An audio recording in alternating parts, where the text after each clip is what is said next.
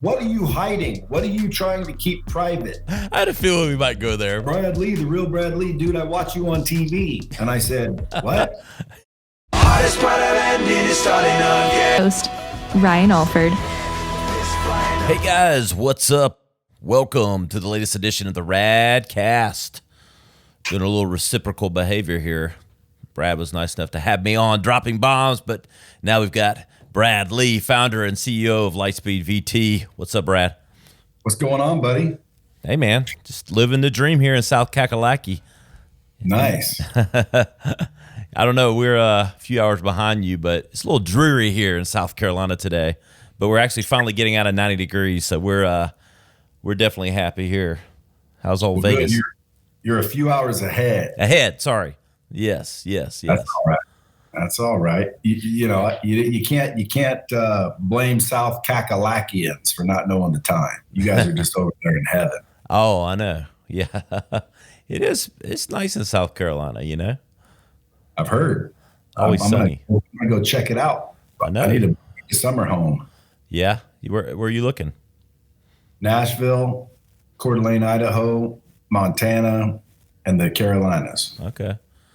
Well, we need to get you up here to Greenville, then where we can shoot to the mountains or we can shoot to the beach. Either one. Maybe do something together while you're here. Hey man, I appreciate coming on dropping bombs. I know we're going to get into all that in the new book, but let's tell everybody a little bit about Brad Lea that may not have already stumbled upon you. You're kind of everywhere these days, brother. I see you at every mastermind and you got the book coming out. So, but I'd love to give everybody a little fresh perspective on you and your background. All right. Well, again, I'm an entrepreneur. Really, I started a interactive training software company about 20 years ago, before anyone was doing it, which kind of led me to a lot of the big wigs and the big names and the large brands that use it. So it gave me a little spotlight, and then people started saying, who's this guy? What's he saying? And then, the way I say things, I guess, I try to keep things simple and real. So I started to amass a little bit of a following. And now, I'm getting offered to speak everywhere. And, it's just kind of blowing up a little bit. I'd say a lot bit. That seemed compressed from everything I've read. I mean, but where does your charisma come from?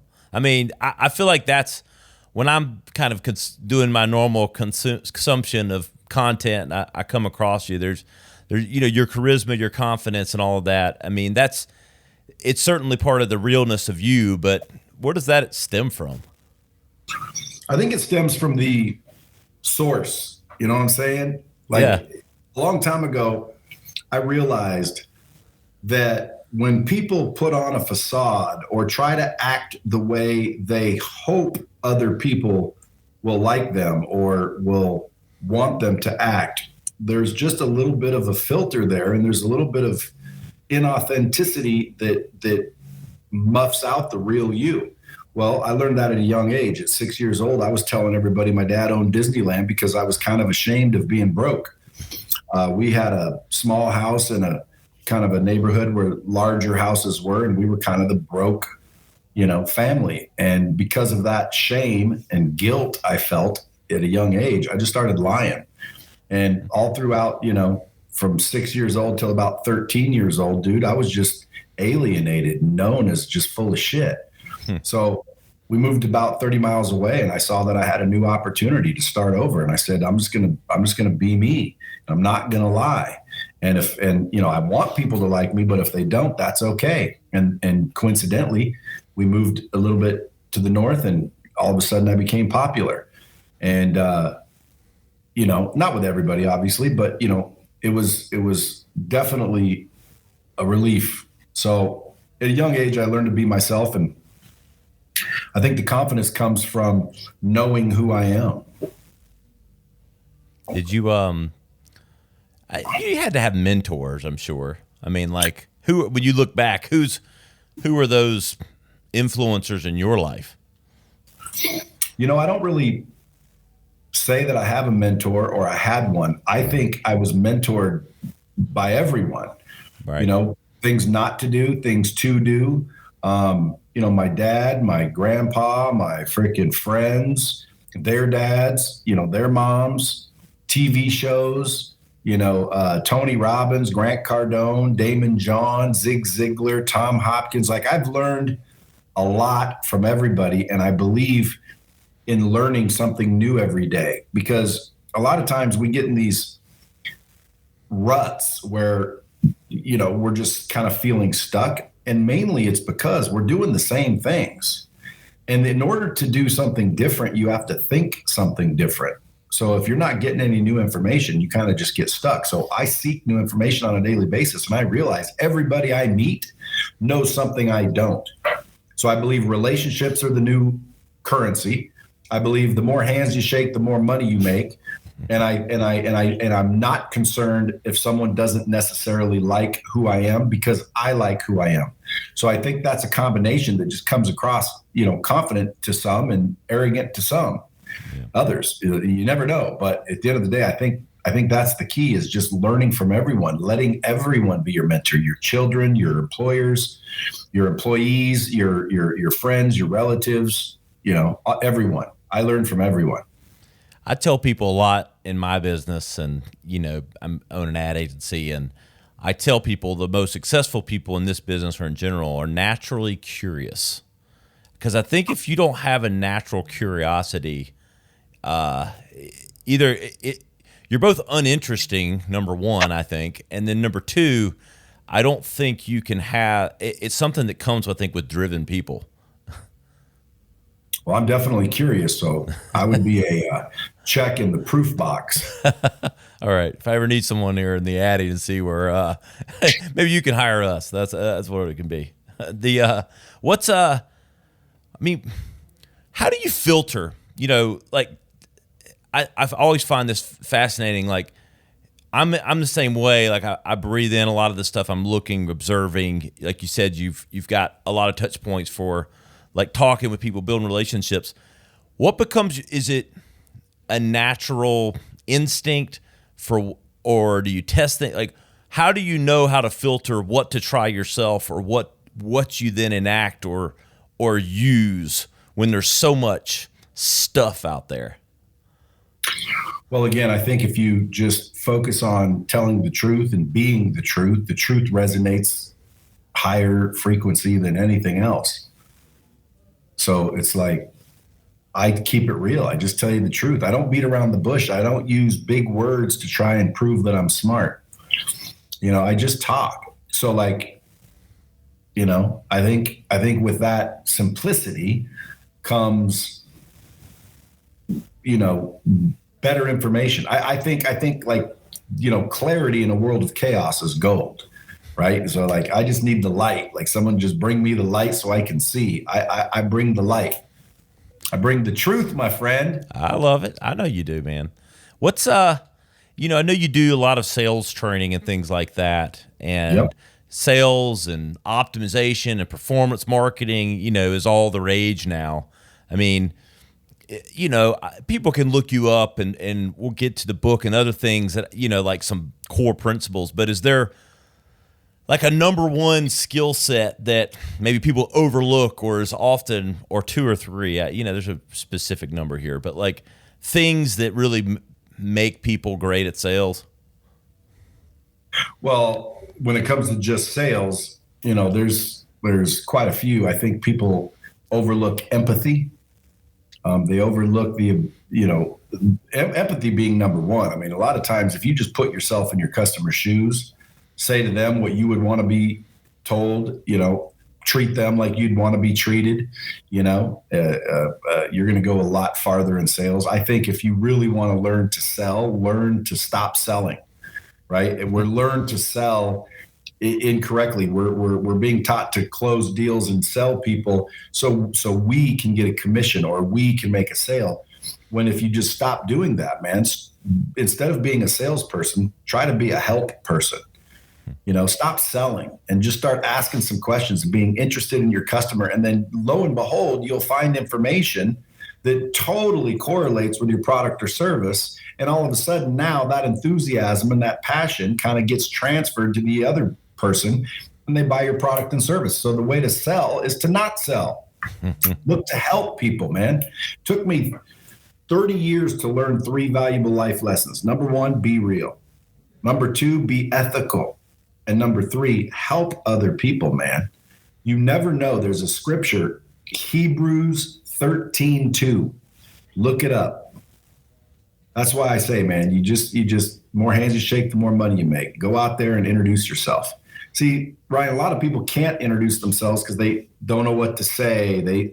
They feel stupid. They don't want to come across this way or that way. They're so worried about other people's opinions or their judgment. And the reason for that is because they don't value their own enough. They don't have a high enough judgment or an opinion of themselves. So they look to everybody else to validate theirs. And you're setting yourself up for disappointment when you're trying to literally look externally to find validation. You need to find that validation internally. And if you look inside and you don't like what you see, change it, brother.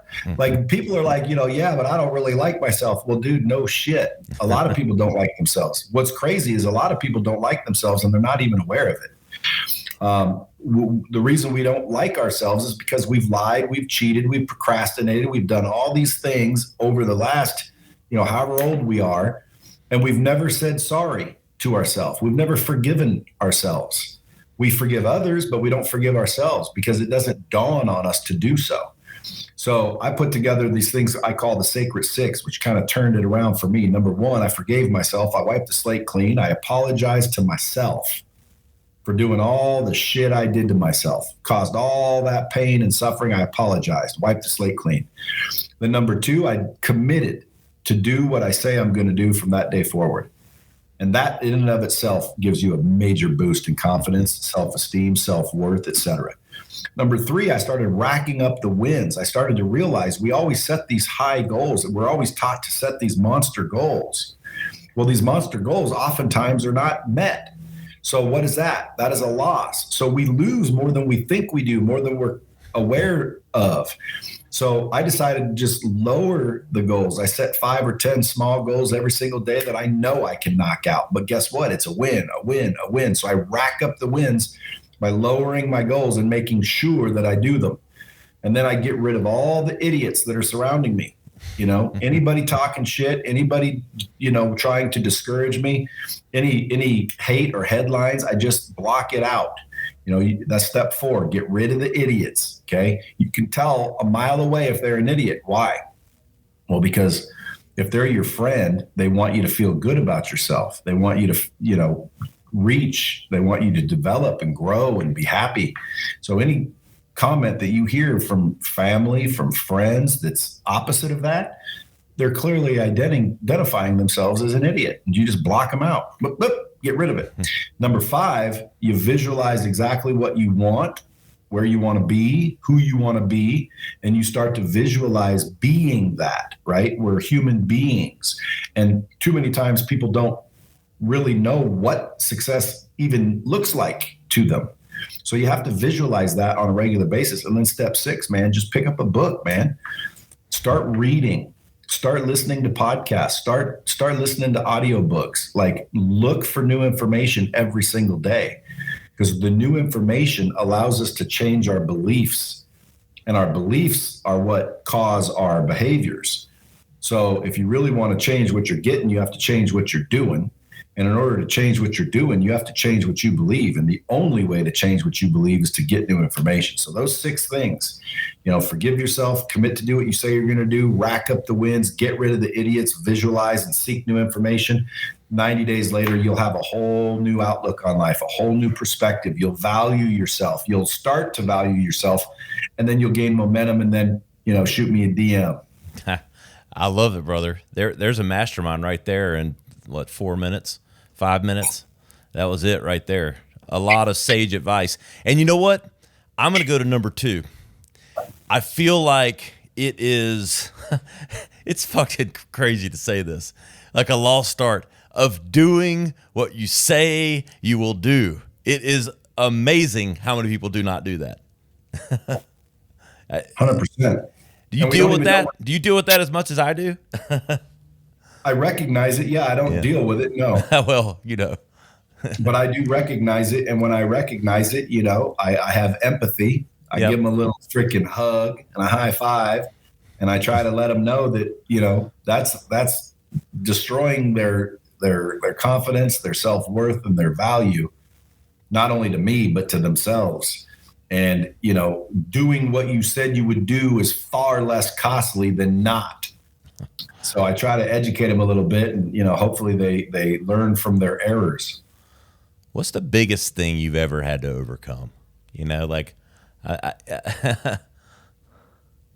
It's crazy because when people ask me these questions on these interviews, I can't think back and think of any, major challenge. I think my perspective is in such a way that everything I see is an opportunity. Like, it sounds cliche, dude, but like someone asked me the other day, how do you deal with problems? I said, and in my mind, I'm like, what problems do I have? And then I'm like, I don't really have any problems. And he's like, come on, dude, everyone has problems. I'm like, bro, I don't have any problems. My problems are not problems. They're opportunities. They're opportunities to get smarter, better, faster, stronger, more wise. They're opportunities to me. They're like games and challenges. It's like, if you ever prayed for strength and then your life gets tough and then you complain that you're getting stronger. Like, I wake up every day realizing that waking up is more valuable than any amount of cash you could have given me. So when my eyes open, I think to myself, cha-ching. Imagine the feeling you would get if I handed you $1 million cash, no strings attached. We get excited. We get enthusiastic. We don't care about small issues. We're not even thinking about the dumb stuff anymore. We're excited, dude. Someone just gave me $1 million cash. Well, when we wake up, it's far more valuable than $1 million cash. Wouldn't you agree? Oh, yeah. Okay, but how come nobody wakes up and takes the time to be thankful for just simply waking up? And when we do that, that's what I do every morning. When we do that, the problems become opportunities. You can't pay your rent. You go to bed, you're freaking out. You're trying to figure out how you're going to pay bills, how you're going to make payroll, how you're going to, land the next account, make the next commission, whatever. And we look at it from that perspective, and it's like, oh my God, look at all these problems. Well, if you wake up and you realize, dude, would you trade those problems for not waking up? Your answer is, well, hell no. Well, good. If you really believe that, well, then when you wake up, dude, those are not problems. You are fortunate to be able to go and solve those riddles, solve those challenges, jump those hurdles. And as you're doing it, you're becoming stronger, smarter, better, faster. Like, it's an opportunity, man. If the world had zero problems, dude, it'd be boring. We'd probably die. Yeah, hopefully not. But I do think you and I aren't exactly alike, but we share that in common. Like, I don't carry problems either. I just, my wife kind of gets mad at me sometimes because she's like, you never seem phased. Like, you never and I think it's just because I look at the world in a similar way. And I just don't think we have every problem's an opportunity and every lesson's, something to build upon. And, so I love it, brother. Let's talk about Lightspeed. So at its core, what is Lightspeed VT? Well, that's my company, but we've developed a technology that's also called Lightspeed VT. And Lightspeed VT is a web-based interactive training and communication platform people use to train people. So like all those big name subject matter experts, they use it to train people, their philosophies, techniques, disciplines, et cetera, skill sets. Companies use it to train people, on how to put away the dishes or fold the sheets or whatever. So it's a training technology that I developed over the last 20 years by accident, really, because I was, 30 years old running this car dealership. I had the ability to just take people out of Burger Kings, Foot Lockers, it didn't matter, landscapers. I just snatch people, turn them into badass salespeople. Next thing you know, they went from minimum wage to making money.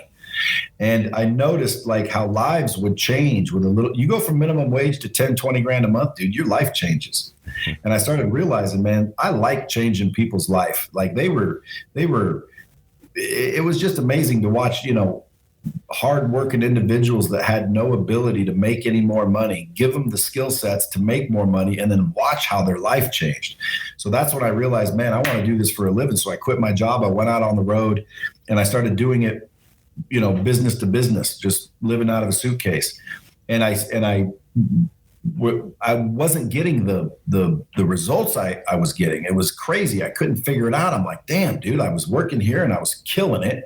And now I'm out working for myself and I couldn't make it happen. So I said, I either got to quit and go back to work or figure it out. So I said, well, what was I doing before? And so I basically walked through what I used to do. And then I'm like, well, what am I doing now? And I realized it. There were 3 things that I used to do that I didn't continue to do. When I worked for this organization, I had good content. These are the 4 things you need to train effectively. You need good content, repetition, practice, and accountability. When I worked at that organization, I was providing repetition because I worked there every day. We were, practice, drill, rehearse. Every day we were role playing. Every day we were repeating it over and over and over. Repetition is the mother of learning. When I went out on the road, I was only there for a day. I said what I said, and then I left. I didn't practice. I didn't role play. I didn't repeat. Nobody there did it either. So the reason it wasn't working is because I failed to deliver the repetition, the practice, and the accountability required. So I had no other way to do it other than let me invent a way to where I can deliver the content, deliver the repetition, the practice, and the role playing, right? Hold people accountable. And at the time, the internet was just coming out. So I thought to myself, I wonder if there's a way we could build a technology that allows me to pop up and say what I was going to say and do it repetitiously so I didn't have to live out of a suitcase. And so I developed the first Lightspeed VT system. And then I went out and sold it to a bunch of companies for about $1,000 a month to train their team, but with passwords logging into my system. And then over time, we just enhanced it, leaderboards, communities, all these other things. But that's what it is. It's just a web-based training and communication platform. How does it vary? I see things like teachable, is it, which is probably less businessy. And I don't know, but is it similar to something like that? Well, it's completely fundamentally different. Is a kiddie pool similar to a water park? Well, I had a feeling we might go there, but yeah. Well, dude, listen, like teachable is just a name. It's there's nothing in there focused on teaching. It's a video hosting solution. Right. Like if you have a video and you want to host it and charge people to access it, Teachable will let you do that. Teachable does not have built-in tools that allow you to create interactive lessons, interactive technology, interactive role play and testing. Lightspeed does. Teachable doesn't have, real-time reporting and analytics firing off and doing various different things. It doesn't have leaderboards. It doesn't have community. It doesn't have Q&A. It doesn't have discussion. It doesn't have live stream. It's just a video hosting solution. Most of them out there are just a place to host your video. And a lot of times people think the video, which is the good content, is all you need, and it's not. That's why a lot of those fail. Have you ever bought a course on Teachable? No, but I have on one of the platforms, and it was just, run-of-the-mill stuff. Well, that's because that's all they are. They're not focused on teaching you anything. They're focused on letting you play a video. And, dude, I watch mixed martial arts. Doesn't make me a black belt. That's true. Speaking of mixed martial arts, Michael Buffer, or Bruce Buffer, excuse me, is coming on the Radcast in 3 weeks. Talk right. UFC. Old Bruce. What's family? I mean, I see you post about family, super successful. You got a lot of things rolling now. Family seems important to you. And I don't know that maybe people know that side of you. You might keep it private, but how do you balance and this isn't the work-life balance thing. I think that's a bullshit question. I'm talking more just the importance and values of family, kind of in your life. Well, I don't. I prioritize, minute by minute day by day. Like right now, if my wife called and said she needed me, I'd end the podcast. Right. Right. So, I mean, at the end of the day, I think, we go through life and we just have to get good at prioritizing. That's all. And I prioritize family fairly high because they're going to be with you for the rest of your life. So, you really kind of want to make a good investment there. I spent years kind of the opposite, where I was gone. I was building a business. I thought, hey, I'll pay it back later. And I missed a lot of years growing up and a lot of opportunity. So again, at the end of the day, it's just a decision that you make and a priority that you decide on. And then that really drives the balance, because I don't think there is any balance. Sometimes I'll go home for 3 days straight and not even think about work. Sometimes I'll go to work for 3 days and not even think about home. Why? Well, because, dude, they're fine at home. Everything's good, man. You just spent 3 days there. Everything's going well. Too many times these entrepreneurs are building companies and they're sitting there, listening to the outside world about, you need to spend time with your children. Well, dude, sometimes that's bullshit. Okay. Your kids don't want as much time with you as you might think.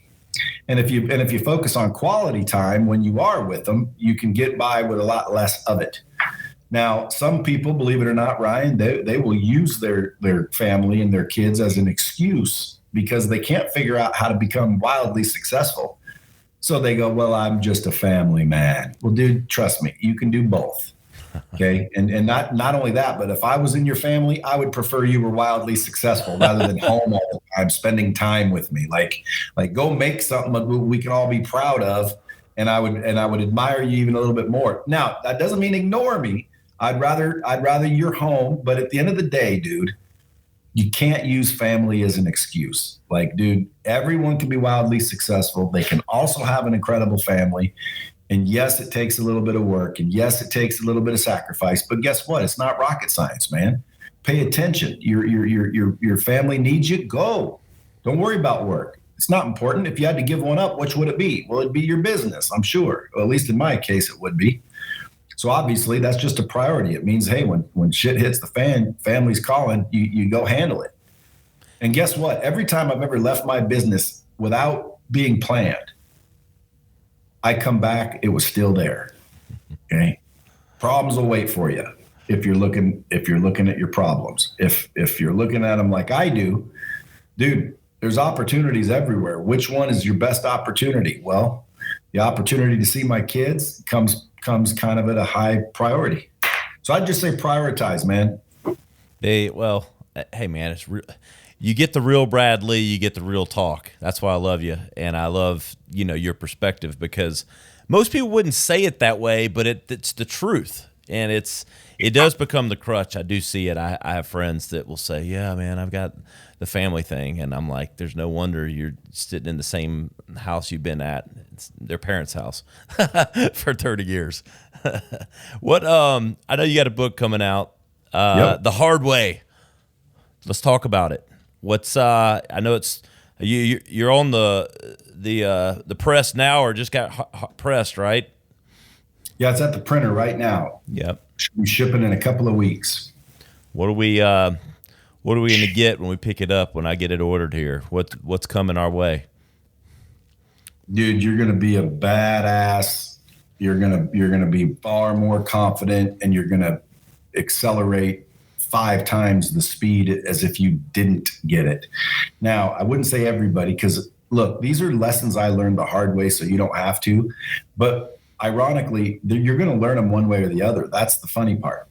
Like, I'm not gonna let you in on little secrets that nobody in the world knows. Everybody that's successful, everybody that's lived a while and made some mistakes would get that book and go, oh yeah, absolutely. Oh yeah, absolutely. The question is how long is it going to take you to learn them? Are you going to learn them the hard way? Or are you going to learn them the easy way? And the easy way, ironically, is to pick up the hard way. I like it. Is that the on the back cover? No.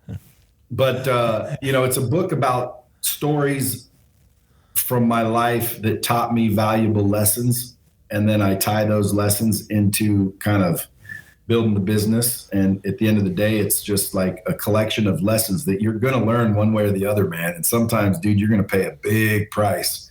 It's cheaper just to buy the book, read them, and apply them. Because if you read them and you don't apply them, the book's not going to help you at all. But if you're an 18-year-old or a 60-year-old and you're not where you want to be, it just means you haven't learned these lessons yet. If you learn these lessons that I've put in that book and you apply them, dude, it'll literally change your life. And I always make fun of people who says change your life. It will change your life. How did you embrace social media? I mean, like when did that light switch, pun intended, I guess, go on for you? Like I think, I was on your podcast, talked about personal branding, and I'm telling you and your audience about it when you've been embracing it. And, it's become, I'm sure a mechanism for some amount of your success.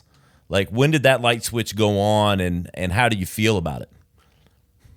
It went on about 4 or 5 years ago, brightly. It went on a little bit, maybe 4 or 5 years before that. Like right when it was coming out, I was like, hey, this is interesting. And man, there's a lot of people here, but I didn't put 2 and 2 together until I saw other people leveraging social media to get quite the notoriety.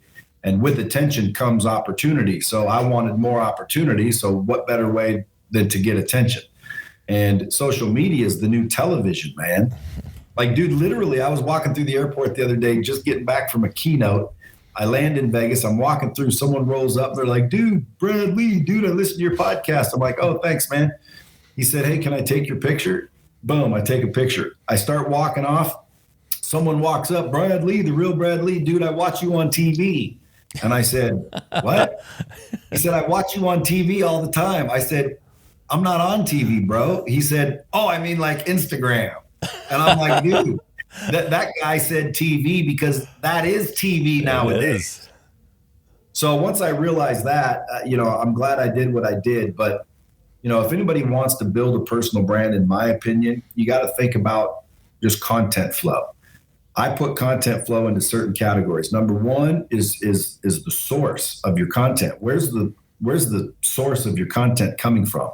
Like, for example, this podcast is a source.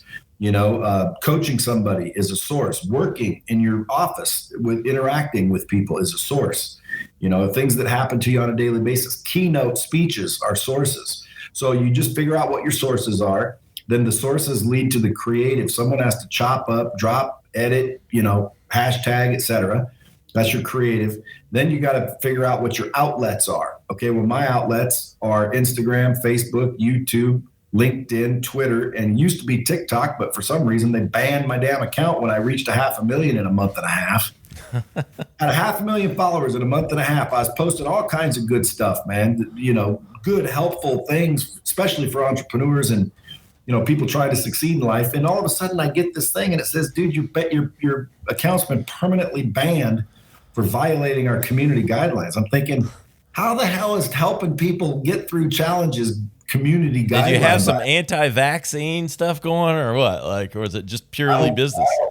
No anti-vaccine shit, dude. Yeah. Like I was keeping it strictly to, business, life lessons, become ethical, be a better person, learn how to close, sell, and persuade, learn how to build a personal brand, just little clips, a little bit of humor. Yeah. Boom. They banned it. Anyway, but those are your outlets, right? And YouTube. Yep. Don't forget YouTube. And then you have frequency, right? How often are you doing that? And then you have what I call boost, which means how much money are you investing into it? A lot of times people just post, but they're not investing any money to be seen. Yep. Folks, that's the key, is if you literally paid whatever it took to get everybody that logged into Facebook every day to see your face for a month, you'd be famous. You may not be liked by everybody, but you'd be famous and you'd have a ton of opportunity coming your way. So if you're taking notes, the source, the creative, the outlet, the frequency, and the boost. You figure those out, you're going to build yourself a big-ass personal brand. How much do you think it plays into, like, now that you've embraced it the last 4 to 5 years, like, if you put a percentage on it, I'm sure you've got data on your ads and things like that, but what percentage would you put your success right now towards all of those channels? Well, whenever I do the boost part and advertise, right now for every dollar I put in, I end up with $9 back, according to statistics. Which is why I'm starting to put a whole lot more dollars in. So if you see me now, wait, you'll see me a lot more here pretty soon. But that's when I'm just advertising. But just the personal brand, it's immeasurable. I get deals all the time because people follow me, they like me, they trust me, they hear me talking about something that has nothing to do with Lightspeed, and they sign up for Lightspeed because of who I am and what I said and what I think and what I believe and who I'm connected with. And they see that on social media. They see me hanging out with the big wigs. They see me on my podcast. They see me with employees. And again, it's social media, not anti-social media. You ever see these people with the private accounts? Yeah. I don't understand. Why are you on social media with a private account? It's like, dude, that's the equivalent of flipping someone off when they say, how you doing? Exactly. I had that same discussion with someone 2 days ago. I'm like, what the fuck are they doing? But I mean, if you want a personal private account where you're posting pictures you don't want anybody to see, my advice would be don't put them on the internet at all, because people have those, man. So what are you hiding? What are you trying to keep private? Because guess what? It's not private if it's on the internet, even if you have a little private account. The only thing private account is stopping is money and attention flowing your way. True. As we're closing out here, Brad, dropping bombs, is a big player for you. I know you've had, is it 300 plus episodes at this point? Is that we're a lot. We're like over 400. Over 400 plus. Is that just going to keep that going? Relationships, meeting people, sharing knowledge. I know it's, I love the statement, when we met, like you were meant to be in marketing and advertising. I don't know who wrote the line, but from taking information from those that have it to those that need it. I've never heard it put more concise kind of around exactly what you do. I was seeing a creative brief being written as every time I read some of your stuff. But I mean, it's a big part of your brand, I know, and I assume we're going to continue to see you taking it even further. Yeah, I'm going to continue to do the podcast. It's getting pretty popular. We're getting several 100,000 downloads an episode now. There's people reaching out wanting to be on it. I got a lot of big names: Jordan B. Peterson, Charlie Kirk. The names just keep wanting to be on it now. I don't have to try to get anyone on it anymore, fortunately. And the thing you're talking about is what I consider my mission in life. So my mission is to get the knowledge from the people who have it to the people who need it, because I think the reason why so many people are failing is because they don't have the right information. That's why I do my podcast. That's why I do my company. That's why I do my posts, right? It's to get knowledge from the people who have it to the people who need it, so we can all live in a world that's more successful. Well, I'll say this. You are one of them that has it. Whether by osmosis, by knowledge and curiosity, or just intelligence, probably a combination of the three. It's what I admire about you, Brad. You got time for one quick segment? It's called Rad or Fad. I give you a few keywords. You tell me rad or fad. All right. Number one, sales training. A layup to start. Rad. I mean, guys, we're all in sales no matter what position we hold in life. We're selling somebody on something. The difference between good ones and bad ones, or the bad ones don't know they're doing it. They haven't practiced and learned. If you want to be a multi-7, 8, 9-figure entrepreneur or an intrapreneur, you got to learn to sell, close, and persuade. You want the best looking girl. You want the best looking guy. You want the best family. You want your kids to be perfect. You want everything. Sell, close, and persuade. Rad. Social selling. Well, again, I would say rad. Why? Well, because, I'm sure as it develops and changes, you have to adapt with it. But social is the new television. It's the new radio station. Like you better master social media, and social selling is a way to reach more people and make more money and scale. So I would say rad. Now they're not so easy. NFTs. NFTs, I believe they're going to be around. I think there's a lot of people making a lot of money. I do kind of, though, depending on what happens, I'm right. I'm more leaning on fad, but I'd be wrong. I was offered Bitcoin when it was like $50, and I said, dude, that's dumb. So I don't know that I'm the expert, but the NFTs, they're going nuts. I just can't see the value of owning a digital asset that I can't do anything with. Like, I've got the only picture of a gorilla, like, okay, and I need food and I'm hungry. What do I do with that? What if nobody's having any money? Yeah, you and I think alike, brother. I'm on the I see what my kids do and I go, but I'm like, I get that they're putting more value in digital currency and digital things, but I'm still like holding on to some hope that somebody's going to go, what the hell is that really worth? So I would go with a rad fad. However, the only thing that's fad about it is what's being produced as an NFT. I think the NFT is not a fad. I think the non-fungible token medium is not a fad, and I think it's going to allow artists and individuals the ability to protect and really control their intellectual property. So in that fashion, I would say rad. It's not a fad. NFTs are sticking around. The question is, how will we use them is more the fad. Like, purple gorillas with a golden tooth. That's kind of the fad part. But NFTs, dude, they're here to stay. All right. Last one's sort of fun, depending on where you fall. Fire kegs. Fireball's coming out with a keg. It's a fire keg. Rad or fad? Fad and highly discouraged. It's a fad, man. First of all, Fireball, nasty. Second of all, dude, no matter who you are, unless you're stone cold alcoholic, eventually, dude, you get tired of drinking. And to me, anything that you get tired of is a fad. So I'm going to say fad on that one.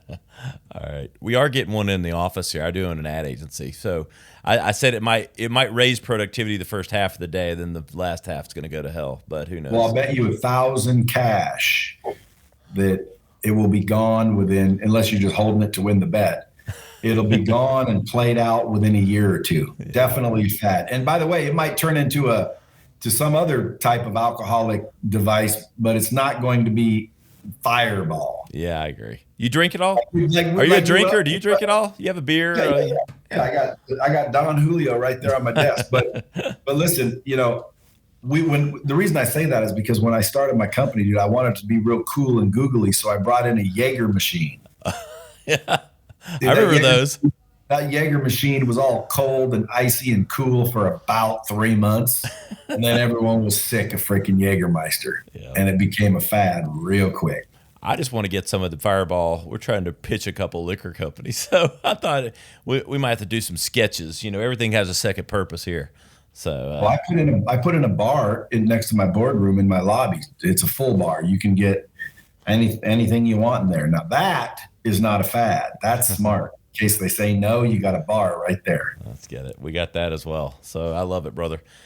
Hey, man, where can everybody find the book? Keep up with everything Brad Lea. BradLea.com, which, by the way, is Lea. Most people say, is that Leah? And I say, I don't know. Do you drink Tia? The book's going to be there. We can find it there. We can follow all the channels. Pretty soon it'll be on Amazon and Kindle and all the places you can find books. But if I got to share revenue, if you buy it through one of those, just go to bradlea.com. Smart man. I love it. Go find Brad Lea at bradlea.com. Appreciate you, Brad. I love keeping up with you and hope to always stay in touch. Likewise, man. Hey, man, this is Ryan Alford. This has been the Radcast. You know where to find us. We're at theradcast.com. Search Brad Lea, Lea. All of the content from this episode will come up, all the highlight clips, all of the wisdom that Brad dropped. And go purchase The Hard Way. Coming out soon at bradlea.com. We'll see you next time on the Radcast.